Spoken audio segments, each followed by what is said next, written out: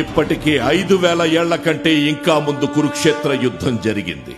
అర్జునుడు యుద్ధం చెయ్యనన్నాడు, ప్రాణాలు తీయటం పాపమన్నాడు, ఏడ్చాడు, భయపడ్డాడు, ధనస్సు వదిలేసి కూలబడ్డాడు.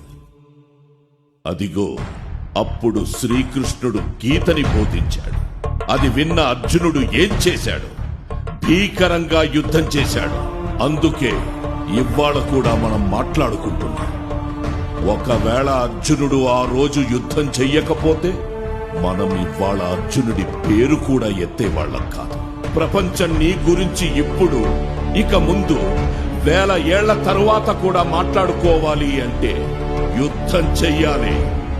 అహింస అంటూ ఆయుధం వదిలేస్తే పిరికివాడివి అంటుంది సమాజం, చేతకాని దద్దమ్మవి అంటుంది భవిష్యత్ తరం. భయంతో పరిగెత్తే జింక ఎప్పటికీ అడవికి రాజు కాలేదు. వేటాడే సింహమే రాజ్యమేలుతుంది. గీతలో భగవానుడి ఉవాచ కూడా ఇదే.